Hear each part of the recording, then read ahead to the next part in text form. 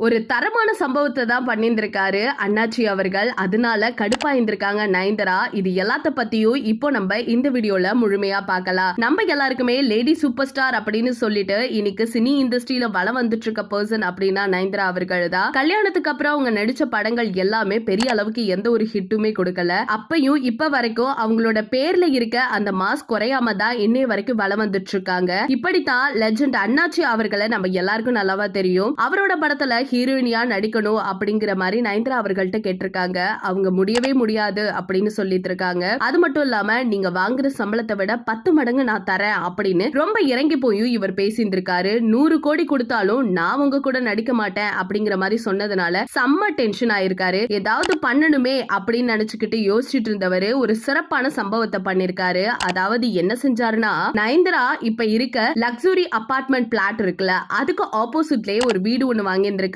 அங்க அவருடைய காரை நிறுத்துறதுக்கு எந்த ஒரு இடமும் இல்லாத ரீசனால நயன்தாரா வீட்டுக்கு எதிரே நிப்பாட்டி இருந்திருக்காரு. இத பார்த்த பல பேருக்கு ஒரு டவுட் போயிட்டே இருந்துச்சு, ஏன் இவரு இங்க கார் நிறுத்திருக்காரு அப்படின்னு சொல்லிட்டு. அப்பதான் இந்த விஷயத்த பத்தி எல்லாம் தெரிய வந்திருக்கு. அதாவது அண்ணாச்சி அவர்கள் ஆப்போசிட்ல ஒரு வீடு வாங்கினதோ, அது மட்டும் இல்லாம நயன்தாரா அவர் படத்துல நடிக்க மாட்டேன் அப்படின்னு சொன்ன விஷயமும் இப்ப ரீசெண்டா வெளியே வந்திருக்கு. இப்படி நயன்தாரா ஒரு பக்கம் வேற லெவலா கெத்து காமிச்சிட்டு இருக்காங்க. அதெல்லாம் மிரட்டுற அளவுக்கு அண்ணாச்சி அவர்கள் பதிலுக்கு பதில் கொடுத்திருக்க இந்த விஷயம் சோசியல் மீடியால பயங்கரமா ட்ரெண்ட் ஆயிருக்கு. எந்த பக்கத்தை திறந்தாலும் அண்ணாச்சி பத்தி பரபரப்பா பேசிட்டு இருக்காங்க. இத பத்தி நீங்க என்ன நினைக்கிறீங்க அப்படிங்கறத மறக்காம கமெண்ட் செக்ஷன்ல ஷேர் பண்ணிக்கோங்க. இது போல பல அப்டேட்ஸ் தெரிஞ்சுக்க நம்ம சேனலை சப்ஸ்கிரைப் பண்ணி வச்சுக்கோங்க.